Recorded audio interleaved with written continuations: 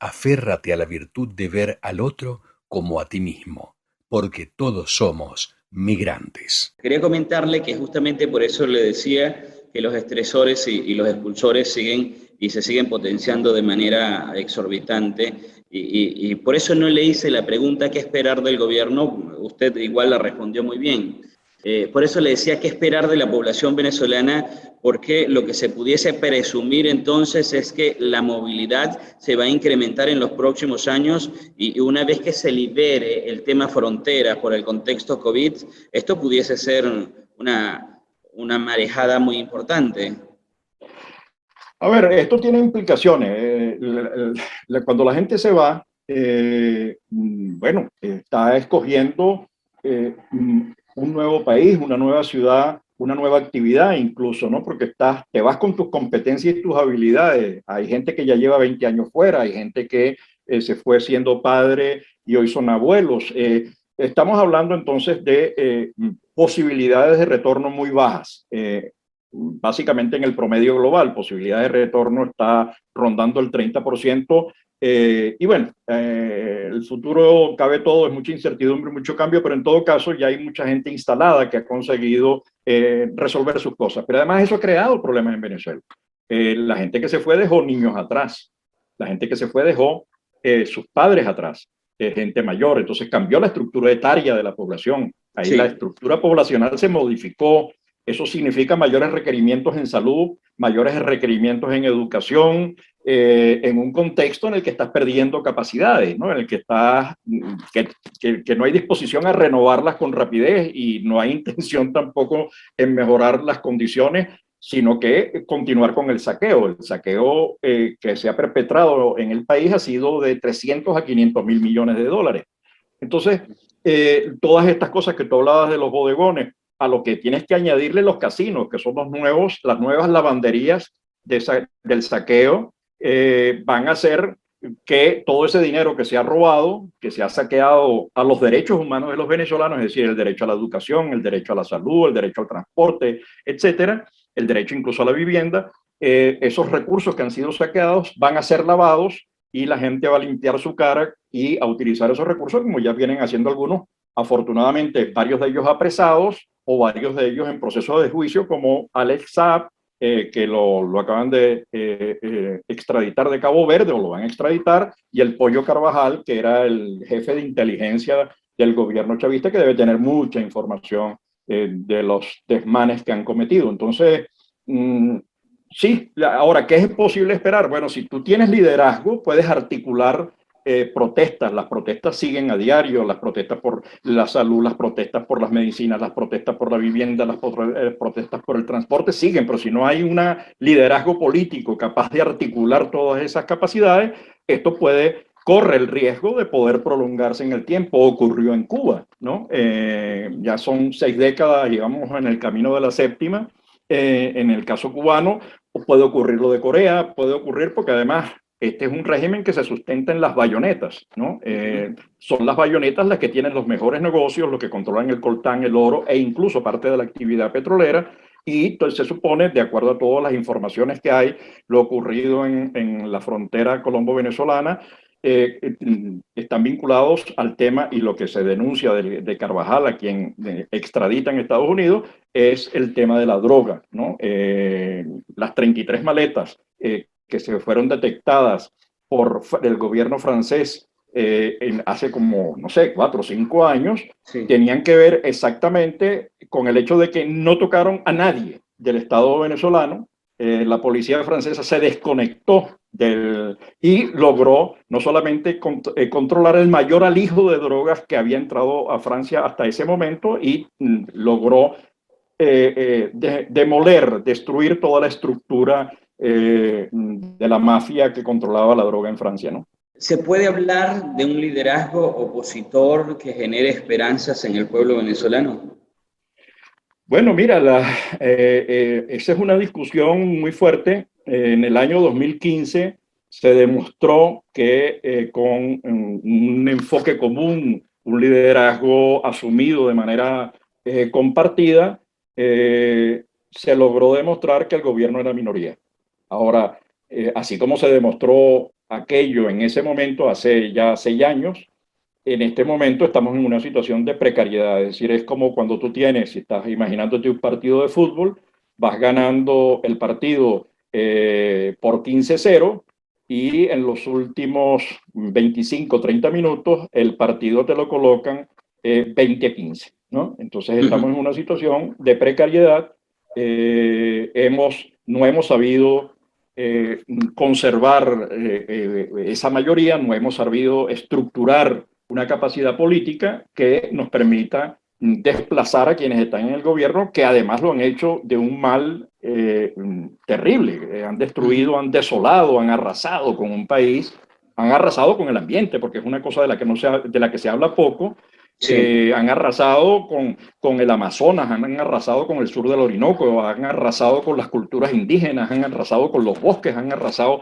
Es decir, la situación de Venezuela en el tema ambiental es un déficit incalculable, inestimado, y además de eso, con muchas organizaciones que pareciera que asumen que hay contaminaciones buenas y contaminaciones malas, ¿no? Que critican las quemas que puede hacer Bolsonaro en Brasil, no tanto las que hacía Evo en Bolivia, y por supuesto silencio absoluto o de perfil frente a lo que ocurre en el Amazonas venezolano.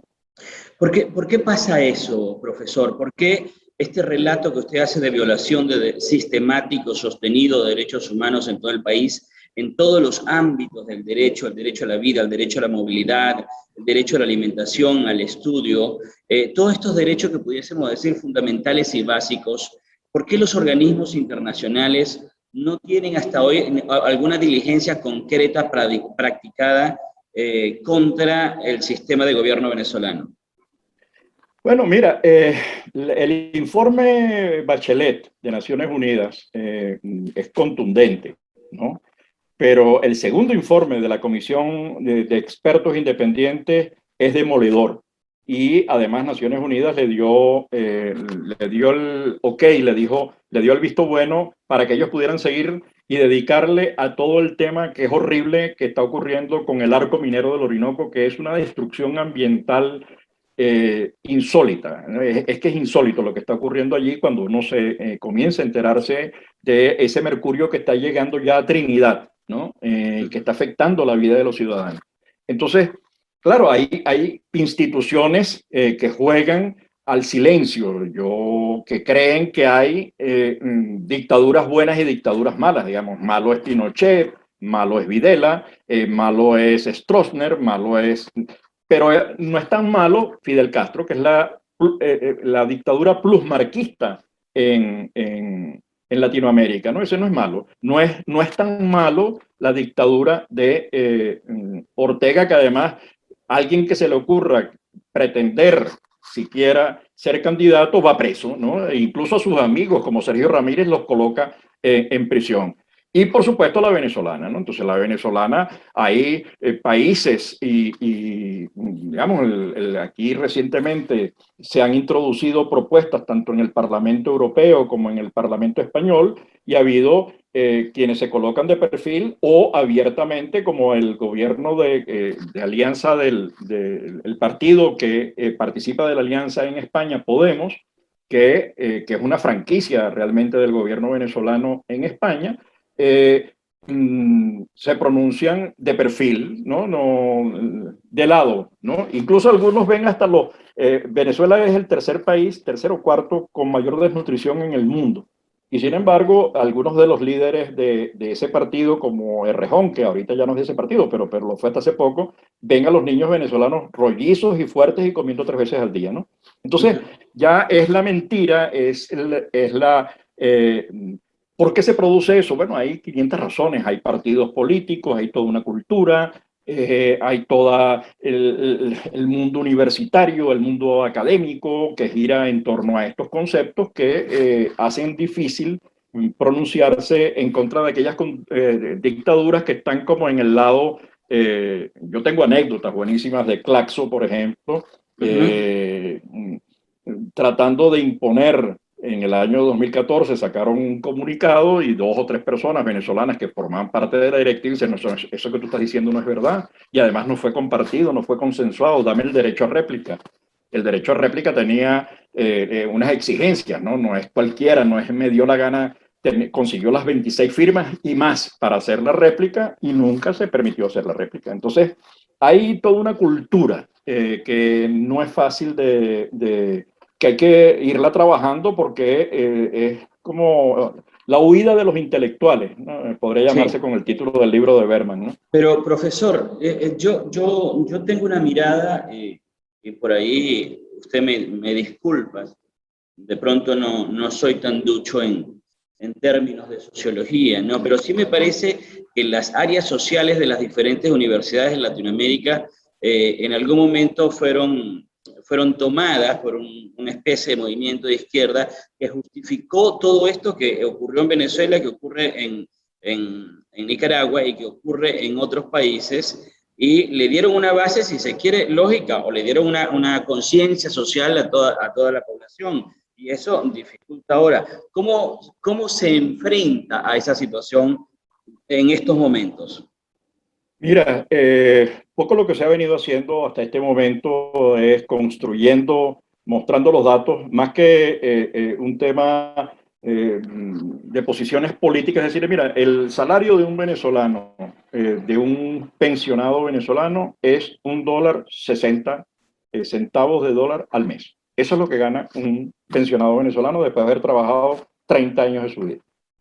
Digamos, tú puedes discutir, puedes decir, bueno, eso tiene que ver con A, con B o con C. Bueno, es ir demostrando, y bueno, eso ha permitido. Yo recuerdo que había aquí periódicos en Europa que se colocaban de perfil o guardaban silencio frente al tema venezolano.